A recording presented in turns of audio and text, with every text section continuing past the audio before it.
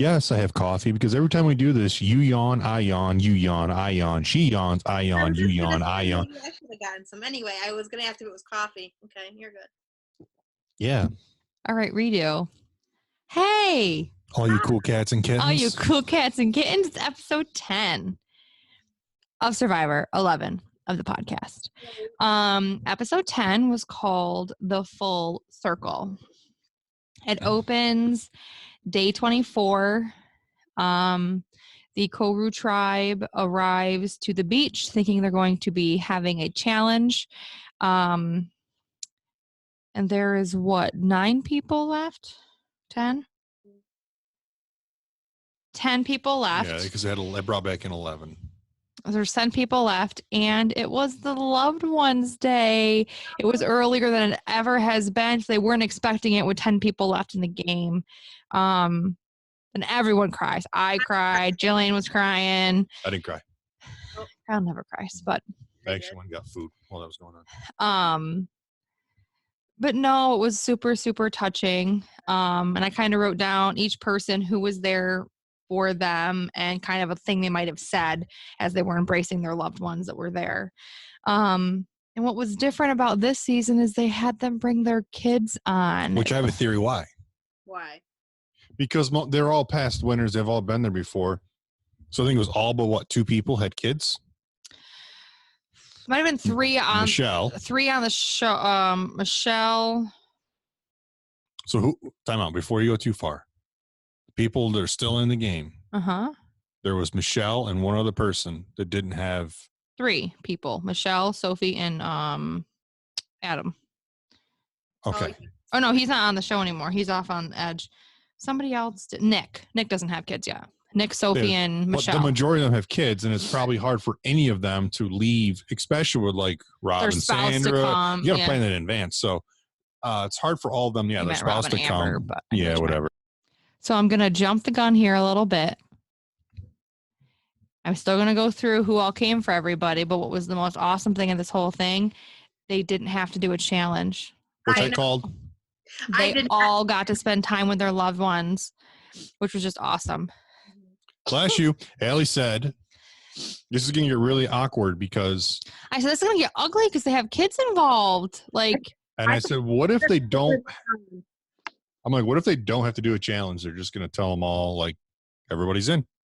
But honestly, it made it more, like, human again, how they got to go back. It was a gift to the players. It was a thank you for 40 seasons and all the good times, all the bad times, everything. So Kim was the first one. Sister just yawned. I didn't, and I'm not going to. I know. I'm going to Kermit the Frog this shit.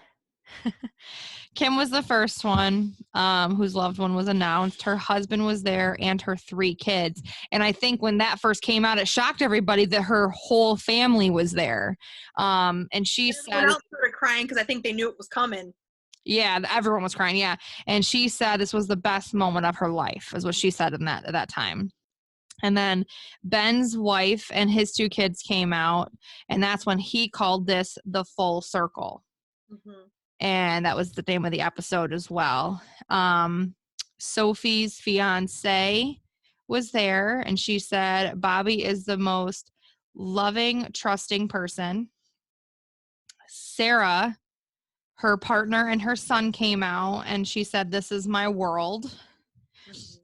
Denise's husband and daughter came out, and her daughter was the oldest, I think, child that we saw, was like 16 years old. Yes. She towers over Denise. She's as big as the dad. And the daughter said that that her mom is her best friend, which was really nice.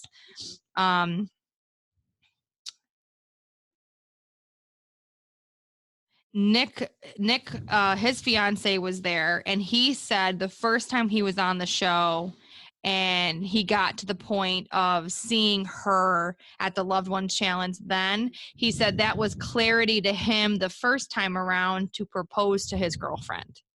It just made him realize, like, being away from her, and you see them and you realize that's the one person you want to see in the world. I thought maybe you heard it when he was butting into a conversation. Oh my God, shut up. Tony's wife and 2 kids came, and he said his wife was finally able to come because I think she was pregnant at one time or just had a baby one time or something. So this is the first time. Never lined up where she could come. She couldn't be the one to come. Michelle's sister came, and this was just cool. They are 1 year and 1 week apart in age. Yes. So they consider themselves almost like twins because they're so close in age. Tyson's wife and one of his daughters, he has 2 daughters, I believe, and one of them came. And the one's a baby? I thought they were both older. Oh, I thought that he had like a really young one. That's what I thought. No, I think they were both older, but I could be wrong. And he said he wanted to get to this point to show his daughters his job because he is a stay-at-home dad when he's home, but he was able to win $1 million when out there. No, wasn't he the one when they came out? Was he dating? Is he married to? Is her name Rachel? Was that him? Possibly, because we weren't sure if she was was she on the show before because she made a comment. I can't remember. Something was said that made me believe that she had been on the show. Yeah, they said something, and we thought maybe she had been a Survivor contestant. They then formed this. And then Jeremy was the last one. His wife and 4 kids came out. And I follow him on Instagram now, and his kids, they all watch Survivor. It's so cute. Like, they always tuck her right in. Like, oh. And I was like, oh, God, that's so cute. He said that he has been having dreams about his whole family and his kids, so it just was like a dream come true for them to kind of come out there. And again, as I said earlier, there was no challenge. Everybody got to go back to camp together, so they got to go and play in the beach. Actually, they were on vacation for a couple hours. Yeah. They had a big picnic set up for them there. Ben was loving it. He was playing with his kid, and getting to see his kids play with the other kids. And Tyson said he was genuinely happy in that moment to see everybody like having fun together and forgetting about the game for a little bit. I think Sarah at one time said something like, "My kids are playing with the enemy, but for right now, that's okay. Like you should take in this moment." And then it flashed to the edge, and a boat was coming up to the edge of the island, and they're looking, and I think Natalie saw her sister first. Yeah. And that's when she was like, oh my God, it's our family, which I thought was super nice of them to. Well, I knew it was the families because normally the boat they use is much smaller. It's like a rowboat with a motor on the back. And this nice boat pulled up. I'm like, it's got to be their families. And so this was nice. It wasn't as extensive as what the other people got, but at least got to show the families kind of what they're doing on the show, which was really cool. Thank you to them for being here and be able to participate. Yeah. And so I quickly, because they didn't show everybody like they did the others, so I quickly tried to write down who was there. Parvati's husband and her baby was there. Adam's father came, and he mentioned something about his mother having passed in the last year. His mom came the last time he played. Yeah, said she died in the last year. So his dad just hugged him and said, your mom will be so proud of you. Rob and Amber, their 4 daughters were there, and one of their mothers was there with them as like the escort. Danny's mom and son came. Natalie's sister and her baby niece were there. Ethan's wife came. Yule's wife and daughter came, and Wendell's dad came. Wendell's dad, like he was never interviewed. I feel like we never like got to see. Yeah, I think at one point Wendell just said something like it was good to see my dad. So that's kind of I think how I knew that's who was there for him. Yeah. So that all happened on day 24. Day 25 was an immunity challenge because that kind of classified as the reward challenge, having the families that are not even having to compete, getting to spend the day with them. So this was one of the challenges. They're always very difficult, these type of challenges. You got the table that's like topsy-turvy, and you got to give it just enough rope, and you have to go back and grab. I thought your coffee was helping. It was. I only on one so far. You have to give the table just enough slack to be able to walk all the way back to the table, grab a letter, and spell immunity upwards.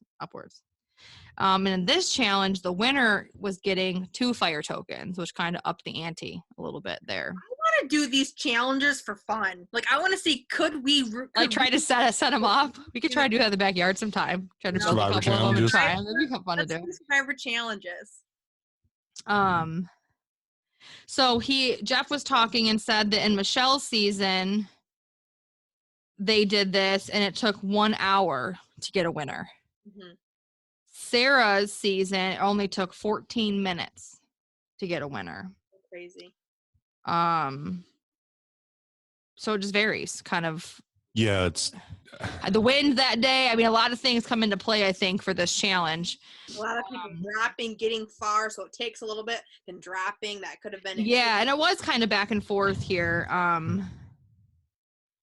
Tyson, Tony, and Nick each all had 2 blocks kind of to start. And then Tony and Kim kind of took the lead and got 4 blocks. Kim dropped with like 5 or 6 blocks on there, so kind of took herself out. And then Tony, Tyson, Ben, and Nick were all kind of in the lead and kind of all tied together. Tyson dropped, Nick dropped, and then Tony and Ben both had 7 letters. They were both walking back to finish. Well, they both had 7 letters. Then Tony placed his 8th letter and was starting to come back. And Jeff said, Ben, you got to do something. You're either going to have to go slow and hope Tony messes up, or you're going to have to speed up and try to beat him. Because then he places his 8th letter and he goes to try to start going fast, and Ben loses everything. So Tony wins, and it's his first immunity win. This shocked me. Ever. I know. I don't remember. How many has he played twice? I think he played 2 others. This might be his 3rd time playing. And that's crazy. He's never won immunity. Yeah, because he played the season he won. He played in like Game Changers or something with Sarah when they played in that and lost. So I was shocked it was his first. Oh, me too, but good for him though. I like Tony.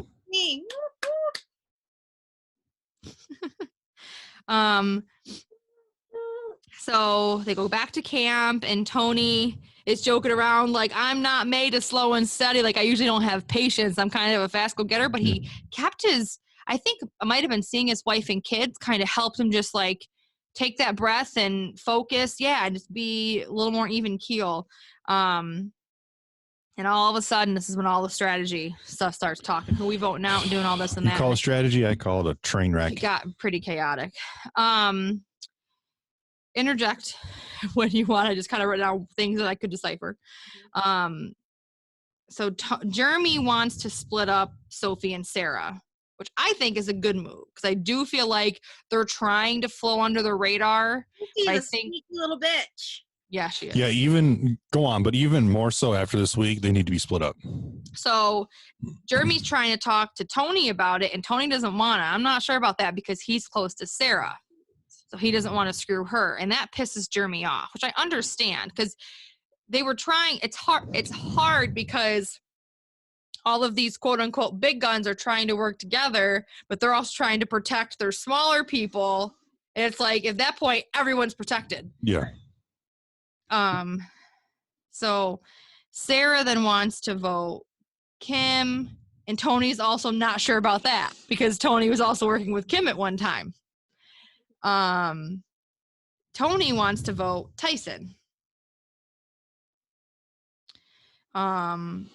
Because at this point in the game, you've gotten to the point where someone like Tyson, whether they don't, it's not a matter of they don't like each other. Now you see someone else is yawning. It's not a matter of not liking somebody or just like they've done something to irritate you. It's you're getting to the point where Tony sees it as Tyson's a legitimate physical threat to win immunity. Yeah. Because it's down to like it's every man for themselves in immunity challenges. So right. That makes total sense. Although I didn't like the vote.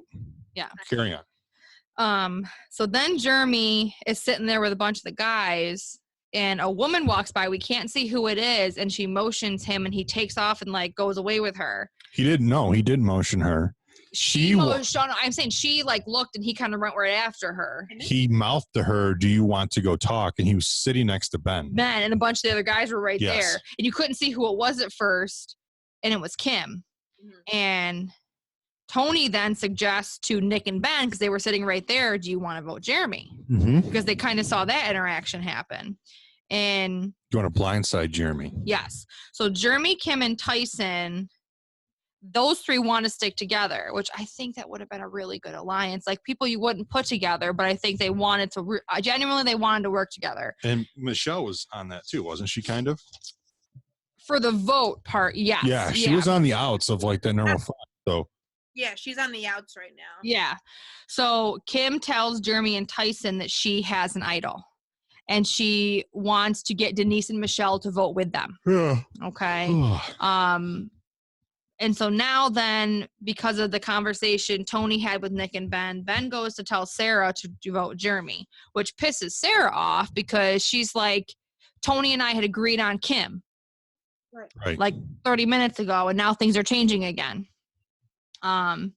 So Jeremy still has that safety without power, where he can choose to play it, leave tribal council, but he can't, and he's safe, but he can't vote. So he's kind of leaving his people high and dry. But at the same time, you have to save yourself. You like you don't win Survivor as a team. right. Exactly. And so he at this time, because Jeremy is a firefighter, I believe. So his issue with playing it is he's like, it's not in my mentality to turn my back on my people. Mm-hmm. So that's his issue when before he's a tribal, kind of what his inner turmoil is. Right. And Sarah also has that steal a vote that I forgot she had. No, and she's had it before, and she's played it well before. She played it well before in a previous season, yes. So now we go to tribal, night 25. Typical Jeff. How's everything going, guys? Talks to Nick first, and Nick says, we're playing now, which I agree. I think it kind of took a turn in that episode.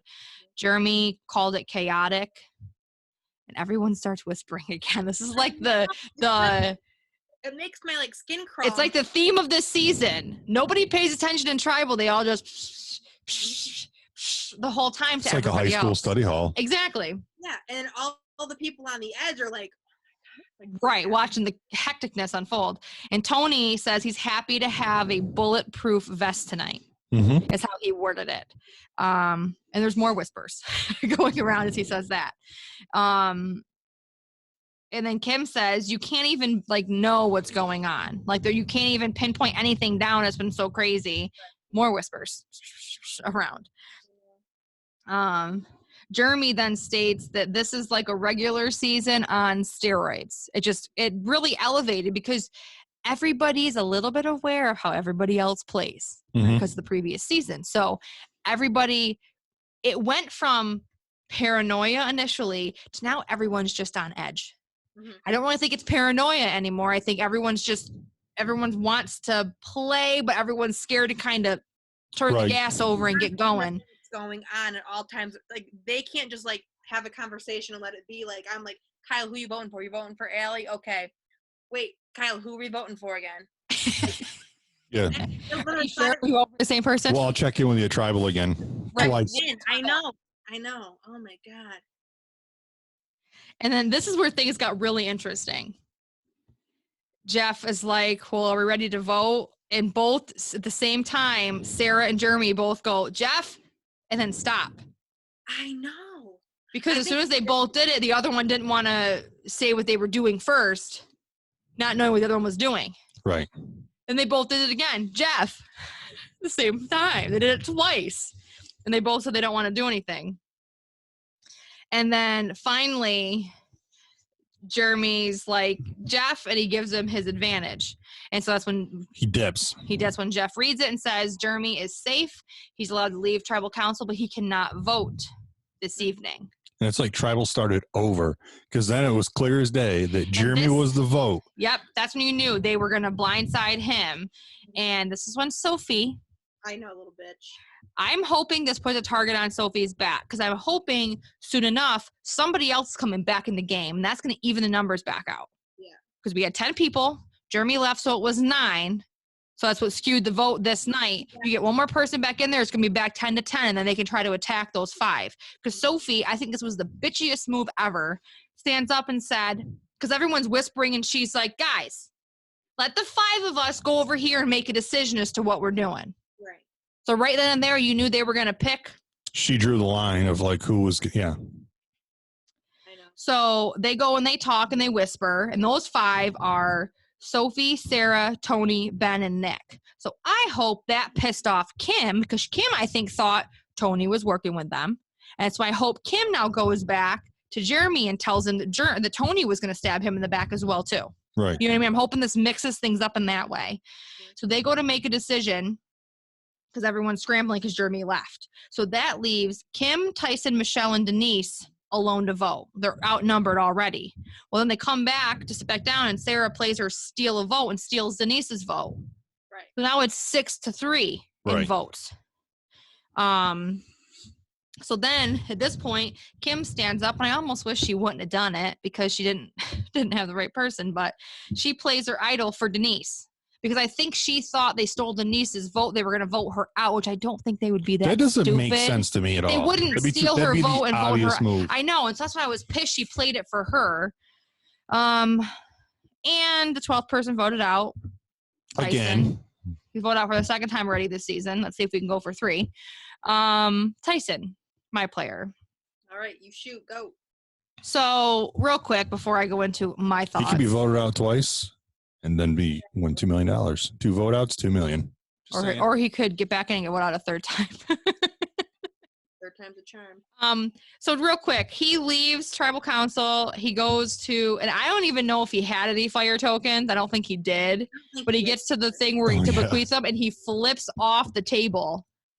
He was so pissed, and I don't blame him. I don't understand. I get that it's a game, so I'm not going to get that fire. I mean, I was really pissed watching this, but it's a game, whatever. There doesn't have to be a reason. I don't understand the reasoning for voting him out. Just that he's a physical threat right now, and you can win immunity, and immunity is individual right now. But there's so many threats, and the challenges all aren't physical. Make a choice right then and there.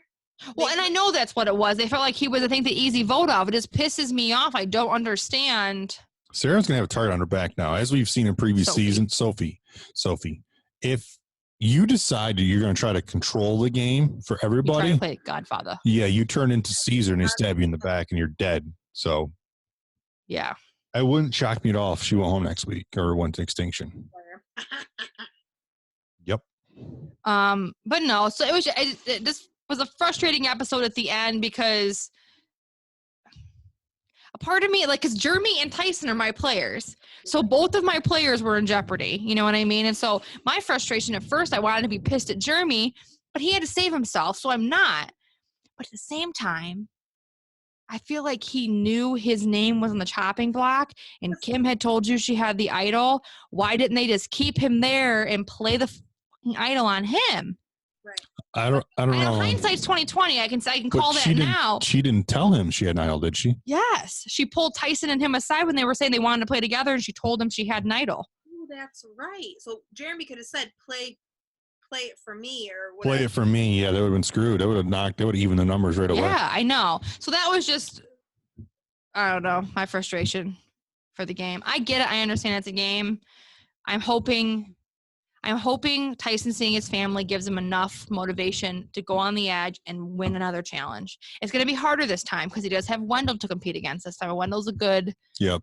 I mean, Rob is still good too, but I just mean another one to kind of up at his caliber, so to speak. Yeah. What about Sandra? Oh, wait. Well, and that's something like I would love to say after she now saw this episode and saw that the families were brought on, no matter you were on the edge or on the regular island. How stupid do you feel? Right. You gypped your family out of that moment of honoring you for these 40 seasons of playing by leaving the game. I'm pissed that she accepted. What's that? She was still in the game. She was still in the game, even if she didn't win that challenge. Right. I know. I'm pissed off about it because there's 18 other players that could have been playing. And given that opportunity to win $2 million, she knew going into this season that if she got voted out, she was done.